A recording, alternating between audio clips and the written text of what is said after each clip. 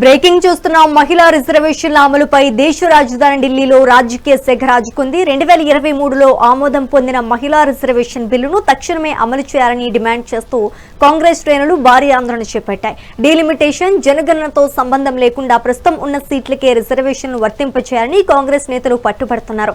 మోదీ ప్రభుత్వం ఉద్దేశపూర్వకంగానే కుంటి సాకులు చెప్తూ మహిళా హక్కులను కాలరాస్తోందని వారు ఆరోపించారు. మహిళలకు చట్టసభలో 33% వాటా ఇచ్చే వరకు తమ పోరాటం ఆగదని కాంగ్రెస్ స్పష్టం చేస్తుంది. ఇక ఇదే అంశానికి సంబంధించి మరింత సమాచారం మా కరెస్పాండెంట్ ఉషా అందిస్తారు. ఉషా, చెప్పండి.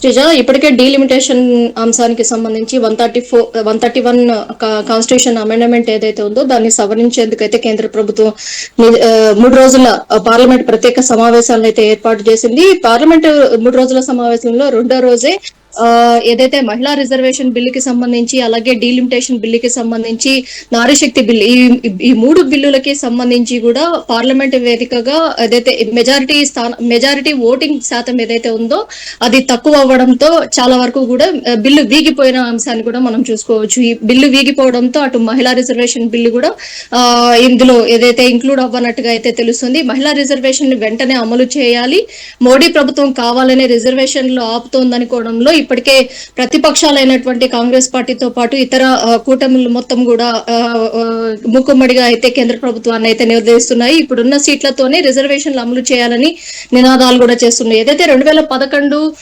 జనాభా లెక్కల ప్రకారం ఇస్తున్నటువంటి ఈ దామాషా పద్ధతి ఏదైతే ఉందో ఈ పద్ధతి ద్వారా ఇచ్చేటటువంటి రిజర్వేషన్లలో మహిళలు కూడా చాలా వరకు కూడా నష్టపోయే అవకాశం ఉంటుంది.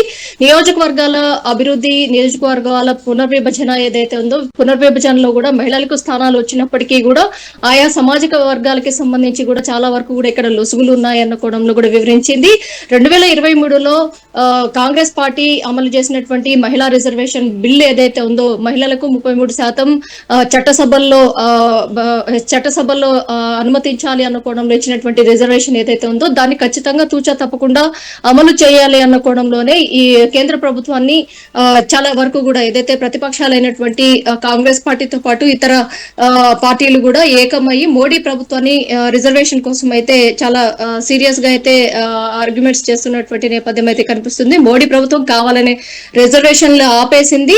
ఈ డీలిమిటేషన్ సాకు వంక ఏదైతే ఉందో ఈ వంకతోనే మహిళా రిజర్వేషన్ బిల్లు కూడా ఇక్కడ అమలు కాలేదు అన్న కోణంలో కూడా అటు పార్లమెంట్ రెండో రోజు సమావేశాల అనంతరము అటు ప్రియాంక గాంధీ, రాహుల్ గాంధీ అలాగే ప్రతి ఒక్కరు కూడా మాట్లాడినటువంటి వర్షన్స్ కూడా మనం చూసుకోవచ్చు. Sreeja, thank you for the update Usha.